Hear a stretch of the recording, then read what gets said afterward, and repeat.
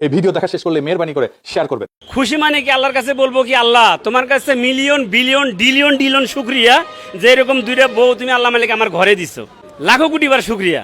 আচ্ছা ভাই, এগুলো আপনি কিভাবে সামলান? বউ চালাইতে গেলে অনেক টেকনিক খাটাইতে হয়। এই টেকনিক গুলো আজকে আমি মানুষের মধ্যে শেয়ার করে দিব, বুঝছেন?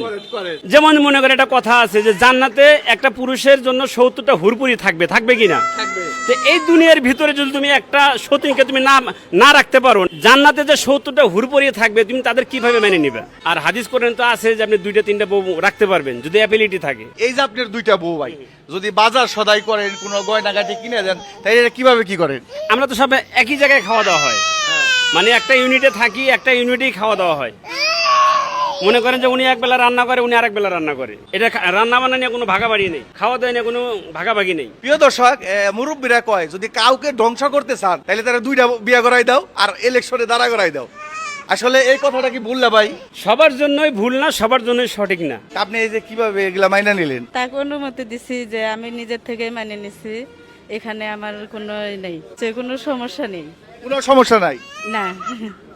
আচ্ছা, এই যে আপু, আপনি তো দেখা যায় ওনার বয়স না হইলো যা আছে, আপনার বয়স কিন্তু মিনিমাম 10-12 বছর কম, তাই এই বাইক আপনি কেন পছন্দ করলেন? জানি না, কিন্তু হয়তো আল্লাহ মালিক ভাগ্যে রাখছিল, এর জন্য হয়তো। আচ্ছা, আপনার পরিবার থেকে কিছু কয় না যে সতীনের ঘর করতাছ, ও জায়গায় যাইতে পারবি না, এরকম বলে না?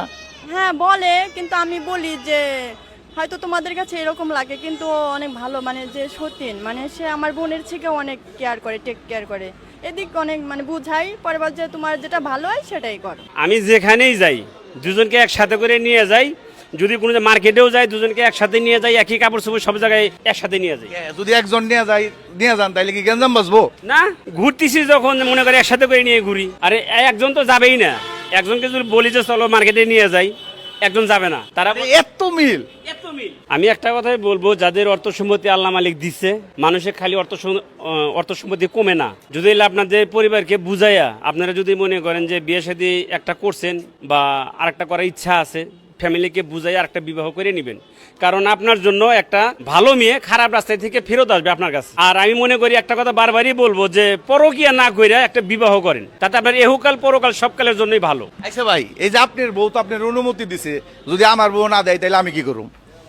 আসলে হাদিস করে তো প্রথম বইয়ের অনুমতির ইয়া রাখে না, মানে অনুমতি না থাকলেও করা যাইব। আমি তো যতটুকু শুনছি, আমি হয়তো কোরআনের হাফেজ না বা মাওলানা না, বড় বড় মৌলানাদের মুখে ইউটিউবে তো শোনা যায় যে প্রথম স্ত্রীর অনুমতি লাগে না, অনুমতি ছাড়া আপনারা করতে পারবেন।